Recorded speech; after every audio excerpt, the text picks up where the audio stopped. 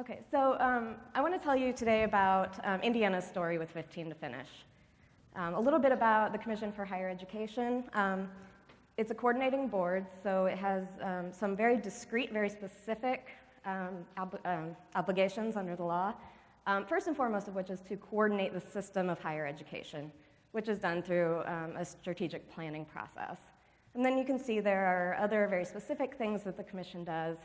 And I'm going to tell a story today about how Indiana used all of those to both launch a 15 to finish campaign and to create a statewide infrastructure for 15 to finish. We were in Denver, I think it was 3 years ago, when Hawaii first shared with us what they were doing for 15 to finish through a CCA convening like this. So we learned about Hawaii's initiative, and CCA helped us by making some of these materials available to us. So Indiana just took what Hawaii did, and we did it too. So we launched our own statewide 15 to finish campaign. You can see some of the visuals here. But as a coordinating board, we really had to do this in partnership with our colleges and universities. So we basically came out with a partnership agreement. We said the Commission will make materials available to you, and we'll provide some data and some information for your advisors. In exchange, please give the information to your students, and please host us so that we can have that conversation with the advisors. We had full participation from our campuses, which we were very happy about. And these advising workshops were really helpful, I think, to us. We did a lot of learning in those, but we also shared a lot of data. So we provided 15 to finish data sheets for each campus, specific to the campus, really telling the story that Hawaii and others have described, that our colleges had significant numbers of students on the bubble, that were full-time students but weren't meeting that on-time mark, that our students get better grades when they take 15 credits, and that they complete their courses at greater rates when they take 15 credits. So that sparked a conversation, and we had a lot of discussion with advisors about students for whom 15 to finish isn't appropriate. And I think, really where we tried to focus the discussion was, are you sort of giving students their options and saying, you can take 15 and this is the result, you can take 12 and this is the result, and letting the student choose, setting the bar at 15, letting the student opt out with full knowledge of what that means in terms of their time to degree. I mentioned earlier, Indiana, the Commission for Higher Education does a strategic plan for higher education, and there have been 3 different versions of that plan over the years. Every single one of those has put a big priority on on-time completion. So we didn't call it 15 to finish.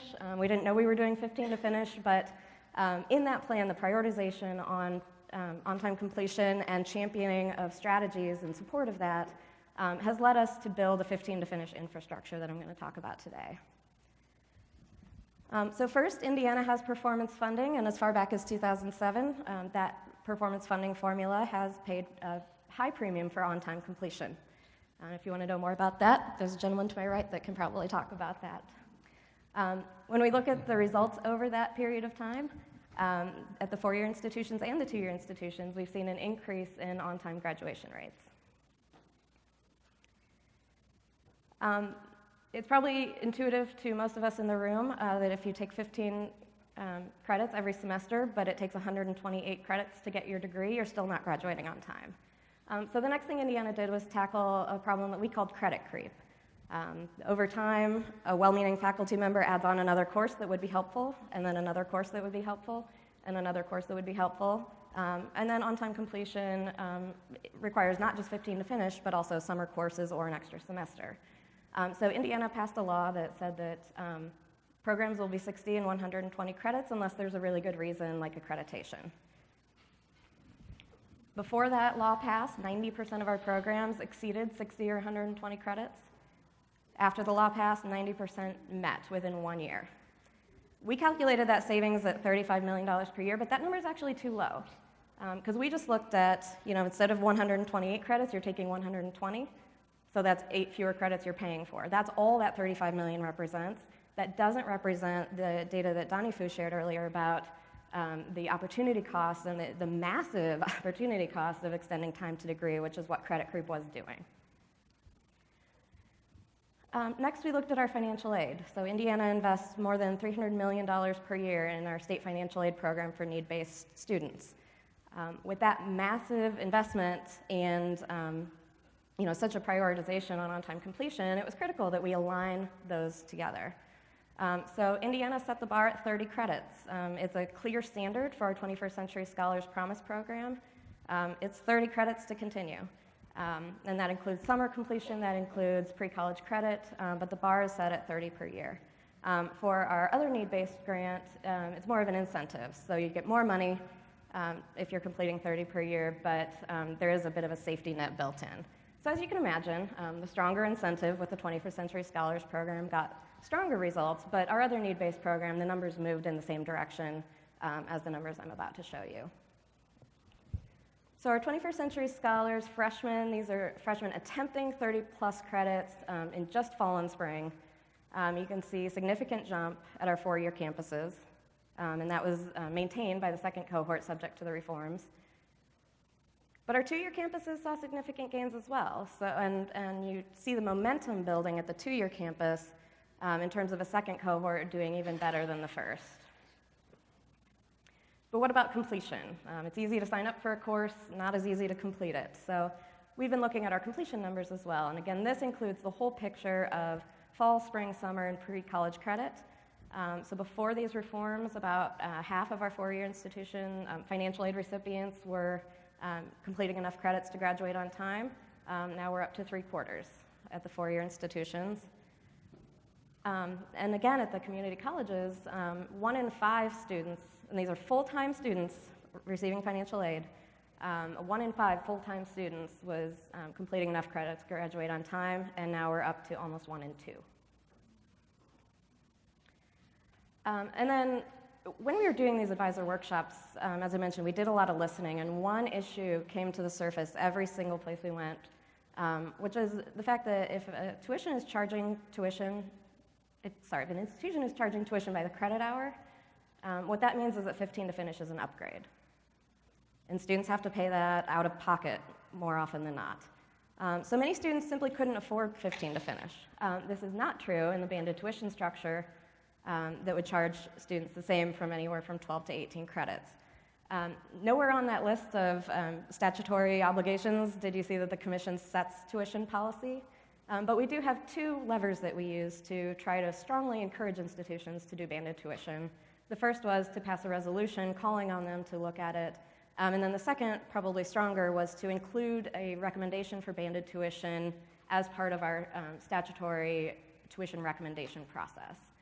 So I know that Nasser will be talking about their transition, but we were very pleased to see that the IU system took that recommendation and is implementing it now. So just to recap, we have very specific things at the commission that we're in charge of and responsible for, and we used all the tools in our toolbox to try to push out a 15 to finish message and build a 15 to finish infrastructure. So academic advising in general is about making connections with students. It's about helping them figure out the best way to get from where they're going to where they want to be. It's the hub that ties together campus services. I tell my students when I work with them that if they aren't sure who to talk to, I'm their gal. They can come to me and I'll help them figure out where to go with that. That also means that we're often the front line when you are looking to disseminate information to students and families, both institutional and statewide. So as Sarah was touring the state and talking to different institutions and different advisors about 15 to finish, she also talked to us at Indiana Academic Advising Network. And with IAN, Indiana Academic Advising Network, we got to get a feel for how advisors were perceiving this initiative and what needs, concerns, and ideas they had about it.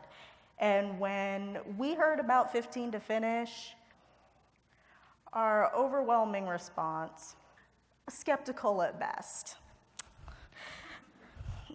At Ivy Tech Community College Richmond, where I was working at the time, our overwhelming perception of it was that 15 to finish was nice, but it wasn't going to work for us or for our students. And with Ian, as we were talking to 4-year advisors, they were agreeing with us. On our side at the community colleges, we were saying that our students don't take full-time schedules. They aren't full-time students. And four-year advisors were saying, our students are already taking 15 hours. We don't have to tell them that. They already know. So on both sides of the fence, we were saying, this doesn't apply to us. Complicating things even further was that the media agreed with that too. In a 2014 article from the Huffington Post, Ivy Tech Community College President Tom Snyder was making some points that resonated with us as community college advisors. He was saying that non-traditional students weren't able to take full-time schedules because of their life obligations, that we didn't want to say as our party line that it was an inferior way to progress through a degree to take less than a 15 credit schedule. Essentially, we were being asked to make 15 credits the norm without telling our students that their legitimate reasons for not taking full-time schedules were unacceptable. But as we started to learn more about 15 to finish and to get the data in front of advisors, our perceptions started to shift. And the perceptions that really mattered to academic advisors were about students. We were realizing that anybody could walk through our doors. Their demographics were changing. We were looking at students who were of all age groups, all sorts of life situations, that were bringing different things to the table than we had talked to them about before. And we wanted to know more about how that level of diversity at both the 2- and the 4-year level impacted those completion discussions. We were also discovering that students changed over time, that a student that starts out gung-ho and struggles their first semester, it may not be the best choice to automatically assume that they would be a part-time student forever. Likewise, a student that came in with a family and outside obligations and started on a part-time schedule may at some point have different expectations and ideas about how they should proceed. Students that didn't think they could do it before were encouraged through various life situations like massive layoffs in Indiana that led to school as an alternative option to going back into the workforce, that they could do things that they didn't think they could do before. Both community college advisors and 4-year advisors were seeing all kinds of students. And that meant that we had to make the shift too. We needed to assume that all students are going to come to us with different things. We needed to start those conversations earlier and not assume that they were coming in telling us how they wanted to complete, but that we needed to be a guiding force in that. We wanted to integrate those communications sooner and understand that whether they wanted to finish in 2 years or in 10 years, the first semester was the time for them to start thinking about when that should happen and how to take the right credits to get where they wanted to be. So what happened next is that Ian decided to do the Fall Student Success Institute. We had never done anything like that before. Ian was, and to an extent still is, an organization that's finding its place in the academic advising community. But the Fall Institute was something we could do right now to share this idea and get advisors where they wanted to be. Danifu mentioned the skeptic card earlier. Academic advisors are issued their skeptic card along with their business cards. They want to know how, they want to know why. And the Fall Institute was designed to be a working activity, to not be where we gave them the information and got them hype about 15 to finish. The Commission for Higher Education had already done that. We wanted to tell them how to use it with their populations. So everything was focused on the how. How do we show them as students what their options are? How do we help them as advisors to make those decisions? And how do we overcome the barriers that they bring to us as students when we have this conversation with them? We offered 2 breakout sessions, only 2. And those 2 breakout sessions were each given twice. The first offering was for traditional or 2-year advisors. Then it was offered again for non-traditional or traditional 4-year advisors. And advisors self-selected into their group based on the student population that they primarily served. We also had large group sessions. Sarah offered one giving an update on the data from 15 to finish to show advisors how it was working in the state. And we also invited Stan Wern from Vincennes University to help advisors understand the financial aid processes that came into play when we recommended 15 credit hour schedules to students. So as a result of that and the discussions that we've been having amongst ourselves as advisors in Indiana, we're starting to think about completion as part of that beginning conversation. That full-time may not be for every student, but completion is for every student. That in that opening conversation, when we're putting together their academic plans with them, when we are sharing information about what courses they need to take and when, we need to ask directly, when do you want to graduate? Well, this is what you would need to do that.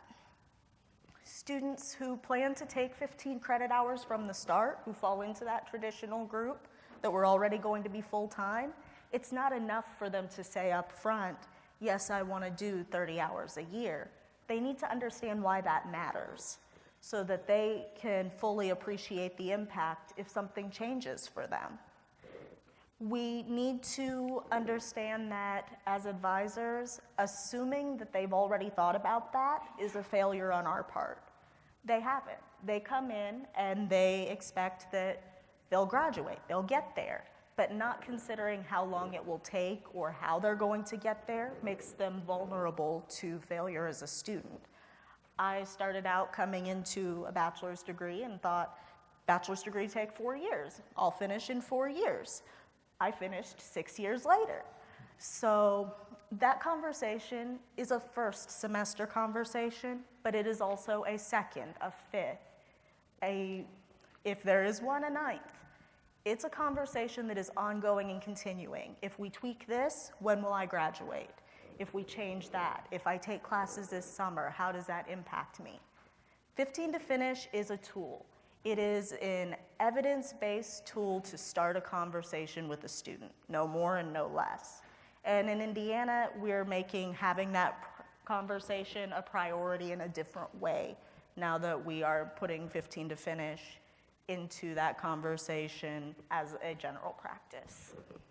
So in the state of Indiana, the central population in Indianapolis, there were 2 campuses about 50 years ago, completely independent from each other. Indiana University Health campuses, medical school, dental school, all of that were in Indianapolis. It was called IUI, Indiana University, Indianapolis. Purdue University had an extension in Indianapolis that was trying to help with the war, actually from World War II on.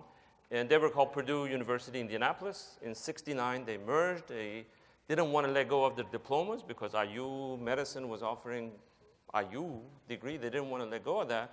So then they said, what do you call this university that offers Indiana University, Purdue University in Indianapolis? Someone very creative said, why not call it Indiana University, Purdue University, Indianapolis? So that's what that is. It has 30,000 students, has 17 schools, including IU School of Medicine, which is the largest school of medicine in the country. It has a budget of $1.3 billion. And about 30, 40 years ago, 98% of incoming undergraduate students were older adults.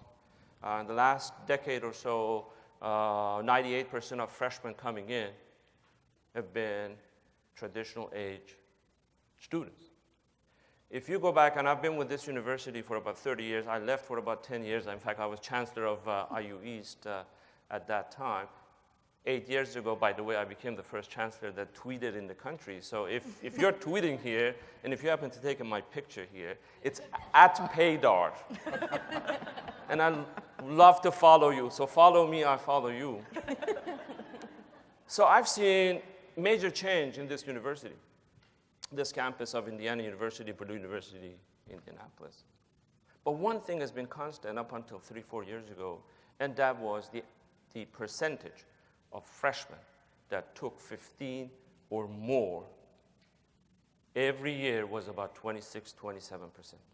From the time where students were not prepared, when community college did not exist and Stan created Indiana's community college Ivy Tech, to this point where most of the students are outstanding students, traditional age students, the percentage of students taking the same, 15 and up, freshmen were the same. So there was something wrong. We came up with a number of initiatives, gimmicks. You take that many credit hours, 30 credits, you stay at that, your tuition is fixed. Did nothing. We tried giving discount, did nothing. We had a number of propaganda we sent students coming in. You got to take 15. This is good for you. And for all of the reasons that we saw here, right? You get a graduate, you this, that, the other. Nothing. So in 2012, we decided to change the strategy and try to focus on ourselves. Partly maybe we think we know what's good for them. We think they cannot handle more than 12. We think that this federal government 12, there's something magical. These kids that are coming to school, clearly they don't know what norm is, right? And you could tell them you have to take 68 credit hours, they go register for it. So we decided to take a look at ourselves and focus our own advisors, have receptions for them. I bought ice cream for them. We had discussions. We said, the sky is not going to fall. Let's focus on these students. Let's try. We'll assess it. We'll see if we create an issue, we will do something about it. So we did in 2012 for incoming 2013 students. And this is what the result of it was. These are percentage of students that take 15 or more in their freshman year, 21, 23, 24 year of the year, and then all of a sudden you see 2013, 2014. And these are huge numbers, by the way. We have 6,000 incoming students every year. We're not talking about, 50 students, 100 students that you go up, double it that way. So this was terrific. We were excited. We monitored how they're progressing, and sure enough, sky did not fall. Everyone bought into this. This was terrific. Everyone is happy, except we have less control of students when they become sophomores, juniors, seniors. Freshmen, we got them. We have a unit called University College that everyone kind of goes through it. We control them, we talk with them, we have advisors that we control, but then they go to these 17 schools. And as I said, we have 30,000 students, and we are the most comprehensive university in the state of Indiana. We lose control of it. So we were looking for ways of making sure that this trend continues, because if this continues, that means more people will graduate. I strongly believe in this 15. I strongly believe, because Stan mentioned, you are here 6 years, 7 years. You know what happens? Life happens. Majority of them don't graduate. We won't do them a favor by trying to be kind and gentle and take them slowly. That will help a few of them. But when you talk about 30,000, it will hurt thousands. So I strongly believe in that. And luckily, Commission for Higher Education, as was mentioned by Sarah, came up with a resolution that you should consider. Commission does not control the tuition of the university, trustees do. You should consider that. So we decided we want to go towards banded tuition. And we're still in the process. Today, as we speak, every student pays by credit hours. Today. But this coming fall, we will be implementing, and that's the whole purpose of the discussion. We know it's a game changer. Several people have mentioned that. We know that if students can take more credits for the same cost, they may consider minors and other areas that will help. We know that they will have to be more on campus, engaged, and that's going to help them. We know that if we want them to take some research on the side, they may take a chemistry that is required for them. But when you say, okay, take a research course, well, I don't want to pay for it. This way, they will engage more. And of course, we'll have more people and help the state of Indiana and go forward. So we started banded tuition. We are going to implement in 2016. And it's basically a third of you probably have this, and the 2/3 of you are going to have something like this in the next 10, 15 years. And basically, if you're part-time, you pay by credit hours. You hit 12, you pay a flat fee. The flat fee is $8,141 in this coming year for the entire year. Just about $4,000 something in case you cannot divide it by 2, I guess I have a PhD in mechanical aerospace engineering. I thought I'll divide it for you. But the thing is, the very last line there, the very last line, the tuition we set for this, flat fee, we could have set it $1, right? $1 gets you from 12 and 18. What will happen?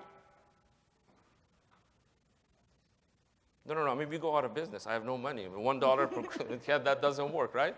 So we had to set it a number, and we set it at 15 credit, equivalent to 15 credits. So if you were going to take 15 credits every semester next year, you had to pay $8,141 for those 2 semesters. And that's what we set it. And that, we did it intentionally. Of course, that now hurts a lot of people, and that's what I'm going to talk about. There is a certain price limit that you have to consider, and that's what we decided to do. But we decided that we need to ease this in. We don't want to lose certain groups of people, minority students in particular, because they need more money. You make their cost more expensive to go to college, you may hurt them. So we decided that we are going to double need-based aid from this year to last year. So as a chancellor, I just took it from the schools and put it. We are on RCM model, responsibility center management, and don't want to take time to talk about it, but it is a bit complicated. You don't have the money at the center of the campus. You have to take it from schools. So we are going to double the need-based for people that need it. We are going to allow all the seniors that don't have 12 credits. Thank you for tweeting on at Paydar, right? At Paydar, thank you. So we are going to have graduation grants so that those people for a short time, they don't have to pay that much. They could pay lower level to graduate if they don't have any courses. And then we did a couple other things. We increased the duration of pay because, as I will show you, we've tried getting message. And this is the key, by the way. If you go this way, you got to do a lot of communication on campus. We still think that a lot of people don't know about this, despite all of this. And people may want to change their minds. So we increased the time that they have to pay. And we created something new for us, at least, that if you come out of a course at any time in the semester, if you go back into another course in 7 days, you don't pay anything. And we allow you to do that. We had a limit. The first week of the semester, you can drop and add. So now we extended the whole semester. As long as faculty, academically, that's fine and all. So you could get out. You have 7 days to decide. You can go back to that. We bombarded students with emails. We had created frequently asked questions everywhere. We communicated that to our faculty staff. We needed to make sure that they know why, how, where, all that. So there were responses on campus. There were a number of students who protested that. They were all over. They came to occupy parts of the administration buildings. A newspaper wrote about it, blogs. There were petitions on campus, and I believe about 1,200 people, including a number of our faculty staff, signed that. And there were tweets, as I mentioned. I'm on Twitter with the handle @Paydar. So we have a lot of tweets, that this is the worst thing that is going to happen to IUPUI. This is awful, sign the petition. So what we did was we talked with them.